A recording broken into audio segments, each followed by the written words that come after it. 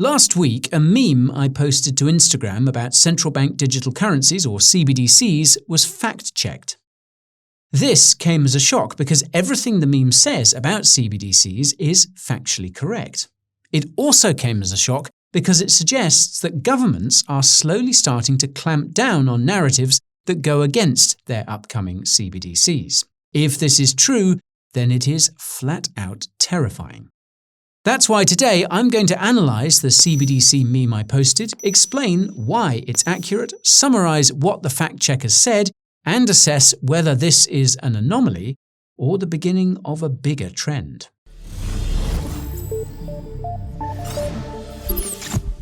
Let's start by taking a closer look at that CBDC meme.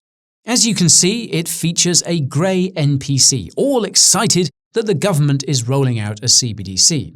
This is because the only thing the NPC can see is the convenience of a CBDC. The NPC doesn't see all the dystopian attributes that CBDC will have. Now, as a fun fact, the NPC meme has its origins in psychological research, which found that many people have no inner monologue. In other words, there's a substantial percentage of people who do not reflect on their past, present, and future emotions, decisions, etc. NPC stands for non-player character, and any gamers in the crowd will know that this term refers to any video game character that isn't controlled by a real person. In other words, NPCs are robots that just go along with the programming. The more you know. Now, you'll notice there is a social media handle on the bottom left of the CBDC meme. It reads the Free Thought Project, which appears to be an alternative media website. I reckon it's safe to assume that this is the creator of this meme, and it would actually explain a lot. That's because when I searched for the Free Thought Project on Google, one of the first results was from PolitiFact, an American fact-checking website. PolitiFact notes that the Free Thought Project has published 2 articles that it takes issue with, one of which is mostly false and another which is entirely false. This is significant because it's possible that the mention of the Free Thought Project in the meme was why it was fact-checked by Instagram. In case you didn't know, Instagram's algorithm can read text in images. It might have seen that content by the Free Thought Project had been fact-checked before. To the alternative media site's credit, it did issue a correction on the article, which was mostly false after getting called out. The other one that was deemed entirely false hasn't been corrected, and that's because it deals with a very contentious political issue that I won't even try to discuss, lest I be fact-checked too. I also can't help but find it funny that PolitiFact seems to take issue with the fact that the Free Thought Project's purpose is to, quote, foster the creation and expansion of liberty-minded solutions to modern-day tyrannical oppression. I suppose that tells you all you need to know about these fact-checkers. Note that I'll break down the fact-check on this CBDC meme near the end of the video, but trust me when I say you'll want to stick around until then. Now, while it's possible that the CBDC meme was fact-checked because of its creator, it's equally, if not more likely, that it was fact-checked because of its contents. As you can see, there are 12 statements made about CBDCs in the meme. Before I unpack those, you should know that there are 2 types of CBDCs: wholesale CBDCs and retail CBDCs. Now, if you've watched any of our videos about CBDCs, you'll know that wholesale CBDCs will be used by select individuals and institutions, while retail CBDCs will be used by regular folks like you and me. What this means is that there will be 2 different digital currency systems, one system for the elites, the corporations and the governments, and another system for everyone else. The statements about CBDCs made in this meme, as well as others like it, pertain to a retail CBDC, not a wholesale CBDC. So, the first statement is, quote, banks have full control of every penny you own. Assuming other forms of fiat currency like cash are phased out, then this is 100% correct. Central banks will have total control over what you can buy, when you can buy it, and even how much money you can save. You might be wondering how this is different from the current financial system. After all, we've seen banks freeze bank accounts before. A recent example is Canadian banks freezing the accounts of protesters back in February, something that was truly unprecedented for a developed country. The difference is that the existing financial system is still relatively decentralized. For example, there are multiple banks and payment processors. If one of them starts to limit what you can buy and when, then you can take your business elsewhere. In a Canada-type scenario, you can still use cash. More importantly, there are many non-bank entities or so-called shadow banks. A great example is cryptocurrency platforms that offer Visa debit cards. These platforms don't always require extensive KYC, and they can't be forced to comply with, say, an order to freeze the bank accounts of protesters. In a CBDC system, however, there won't be any competing banks and there certainly won't be any shadow banks. Instead, you'll have an account directly with the central bank. The commercial banks and payment processors will only exist until the government has rolled out its own infrastructure. Now, in theory, the central bank is independent of the government, but in practice, it's not. I would argue that the introduction of a CBDC would actually cause the two to merge, as many are already predicting. This means that it's really the government that will have total control over what you can buy and when. If that wasn't bad enough, the Bank for International Settlements, or BIS, the Bank for Central Banks, recently published a report detailing what it believes the future of the financial system will look like. The TLDR is that they see all assets being tokenized on a government and central bank blockchain. What this means is that you will, unironically, own nothing and be happy. This is because you think you will own your assets, when in reality the government will have the ability to turn your ownership off at the click of a button. So be sure to keep physical documents proving your ownership and your identity. Now, the second statement is, quote, vulnerability to state and foreign actors, and this is a fact about CBDCs that is often overlooked. It's also a concern that's been mentioned in many CBDC reports, namely the Federal Reserve's report about a digital dollar from earlier this year. You see, if every person in a country has their bank account at the central bank, then this creates a single point from which the entire financial system of a country could be exploited or manipulated. History suggests that it's not a question of if this will happen, but when it will happen. This ties into the third statement, which is, quote, social credit scores. Now, this is not actually something I've seen discussed in any CBDC reports, at least not yet. That probably has to do with the fact that people associate the concept of social credit scores with the Chinese Communist Party. Attempting to roll out such a system would likely result in a revolution in most other countries. That's why these other countries are taking a slightly different approach, and that's to introduce a carbon credit system for their citizens. Sounds environmentally friendly, doesn't it? An individual carbon credit system is something I discussed at length in another video, which I'll leave in the description. The short of it is that governments will create an elaborate incentive structure for their citizens to emit less carbon. A CBDC and centralized digital ID will be required for this system. Now, the fourth statement is, quote, every transaction is documented, which is literally in every CBDC report. Obviously, the central banks and governments are going to want to know about every transaction that's ever happened. Something tells me that data protection laws like GDPR won't apply with CBDCs. The fifth statement is, quote, access to your money can be turned off at any moment. This is essentially the same statement as banks have full control of every penny you own. And the sixth statement, which is, quote, frozen funds. If you're skeptical that CBDCs will have these restrictions, consider the following quotes from the BIS.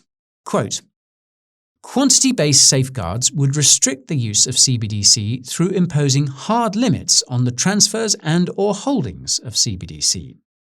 Quote, limits could also be applied varyingly for different CBDC account holders. And finally, quote, such limits could be imposed on a permanent basis or on a transitional basis. Now, this actually reminds me of something that's important to point out. Believe it or not, but the money you have in your bank account technically doesn't belong to you. It belongs to the bank. It just sits in its vaults or on its electronic ledgers under your name. The same is true of any other asset you hold with a third party, including any coins or tokens you have on a cryptocurrency exchange. Newsflash: financial freedom doesn't mean having lots of assets in custody. It means owning your assets and deciding how and when they are spent. The value of financial freedom will become evident once central bank digital currencies are rolled out, and this will lead to serious crypto adoption. Anyways, the seventh statement is the one the NPC in the meme is focused on, and that's the convenience of CBDCs. Funnily enough, central banks, governments, and international organizations have held up the convenience of CBDCs as the fundamental justification for their rollout. They say that CBDCs will be faster, safer, and cheaper than traditional banking. The irony is that they simultaneously admit that existing financial technologies are evolving to become even faster, safer, and cheaper, including cryptocurrency. This just proves that CBDCs are about control and nothing more. Now, this relates to the eighth statement, and that's centralization. This one is admittedly debatable because some countries want commercial banks and payment processors to run nodes on their CBDC networks, whereas others want the central banks and the governments to be the only CBDC nodes. Regardless of the setup, though, it's almost guaranteed that the government will have a backdoor. This is very bad because centralization is inherently unstable. This is because any issue with or compromise of the core infrastructure means that the entire financial system is f***ed. Pardon my French.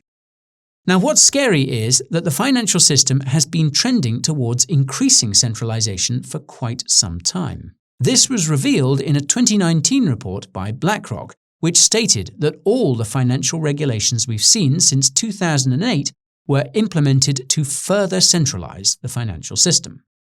The reason why the financial system is centralizing is because its current iteration is collapsing.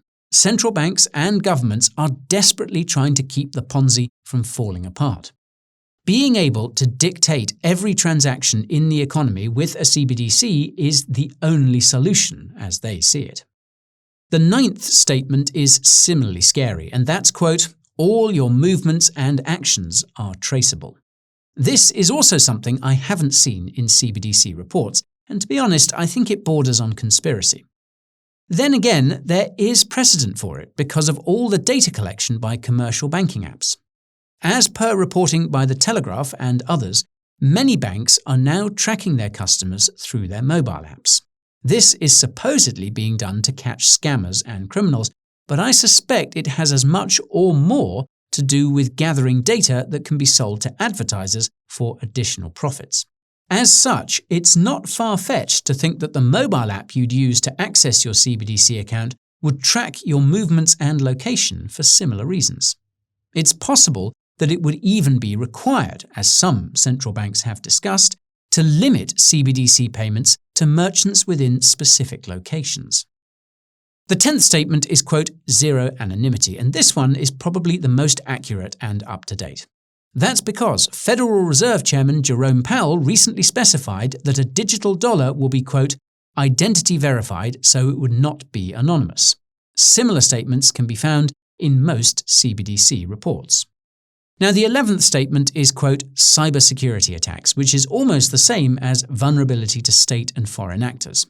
It goes without saying that no central bank wants a cyber attack on its CBDC, but this is something that all of them are again extremely concerned about, and understandably so. In the case of the United States, the Federal Reserve wants to make sure that its digital dollar is resistant to cyber attacks from quantum computers. Without getting too technical, quantum computers will eventually be able to crack any encryption that exists today, and it's possible that they can already. Now, although many are worried about a cyber attack on a cryptocurrency, the fact of the matter is that the existing financial system is a much bigger and much more lucrative target. This is why, according to PwC, the Fed is working with MIT to make its digital dollar resistant to quantum computers. As I've mentioned before, Algorand recently achieved quantum resistance, and its founder, Silvio Micali, is based at MIT. Not saying that Algorand is going to be the blockchain that powers a digital dollar, but its max USDC supply of 18.4 trillion suggests that the crypto project is trying to prepare for such a role. More about Algorand in the description. I digress. Now, the final statement in the CBDC meme is, quote, zero privacy, which sounds the same as zero anonymity at first glance, but it's actually not, at least not according to the central banks. It might sound strange, but CBDCs will in fact offer privacy, despite not offering any anonymity. Confused? Well, consider that the definition of privacy used by central banks means that your information is not shared with any private entities, only public entities such as the central bank and the government. CBDCs will therefore be private, according to that horrendous definition of privacy. I can't wait until the fact-checkers start claiming missing context on that one. Anywho, in addition to being private, CBDC transactions will apparently not contain any personal information about senders and recipients by default. Instead, security officials at central banks and governments will selectively reveal this information on any transactions deemed to be suspicious. Given that you will probably have no way of knowing when you're being probed by some three-letter agency, it's more than likely that this power will be abused, assuming such a restriction is even implemented at all to begin with. And finally, we have the apparent inner monologue of the NPC, which reads, quote, hey, cool, the government is trying to make my life easier with a digital currency. I quickly want to comment on this because convenience is probably not how governments and central banks will sell their CBDCs. This is because their own statistics suggest that between 4 and 12% of citizens in G20 countries would voluntarily adopt a CBDC.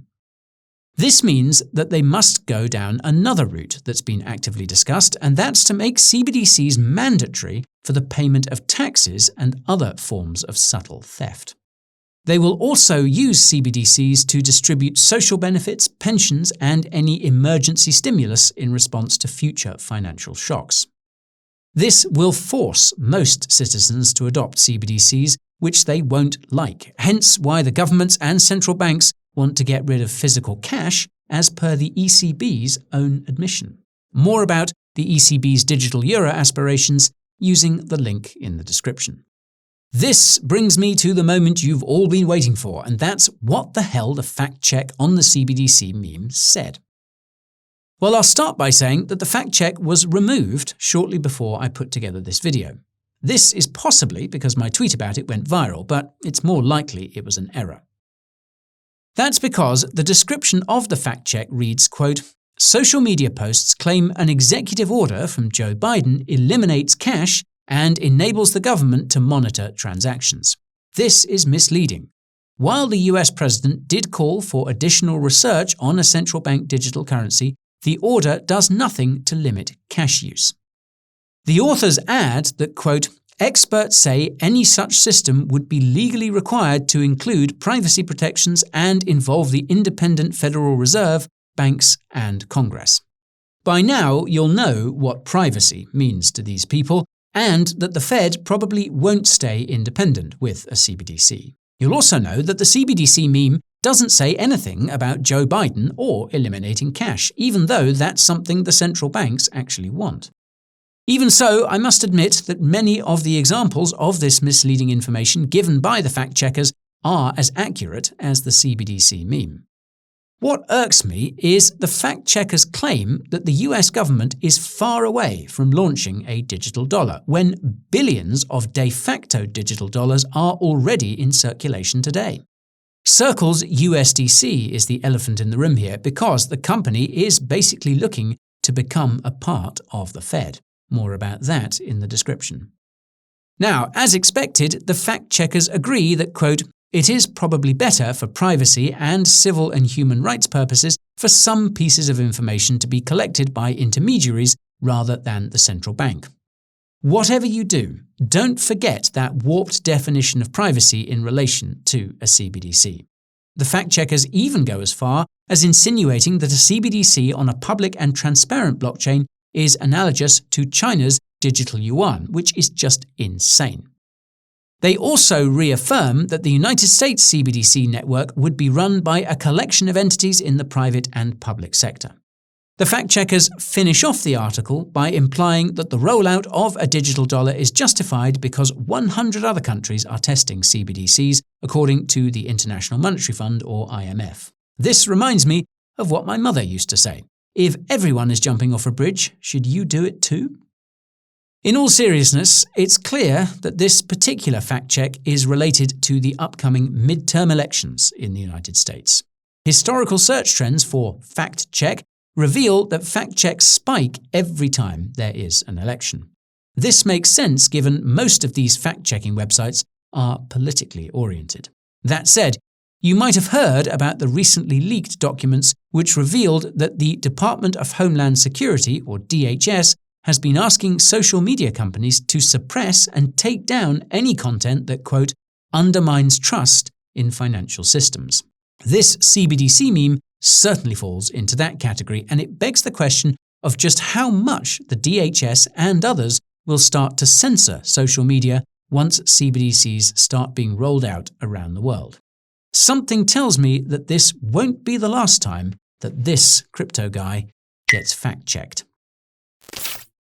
And that's all for today's video about getting fact-checked on Instagram for spreading the truth about CBDCs. If you enjoyed the journey, smash that like button to let me know. If you want to make sure you don't miss the next one, subscribe to the channel and ping that notification bell. If you can't wait until the next one, head on over to Coin Bureau Clips for more crypto content like this, or head on over to the Coin Bureau podcast to fall down some crypto rabbit holes. While you're at it, you can follow me on Twitter, TikTok, and Instagram to get my thoughts in real time, and join my Telegram channel for daily crypto updates so you don't get left behind. If you want to know what cryptos I hold as part of my portfolio and how it's changing over time, subscribe to my weekly newsletter to find out. And if you want to support the channel, get yourself something from the Coin Bureau merch store. We've got everything from sweaters to metal crypto seed wallets, which keep selling out. Hurry on over to these resources using the links in the description before they disappear. As always, thank you for watching, and I will see you next time. Till then, don't run with scissors, don't do anything I wouldn't do, and don't trust, verify.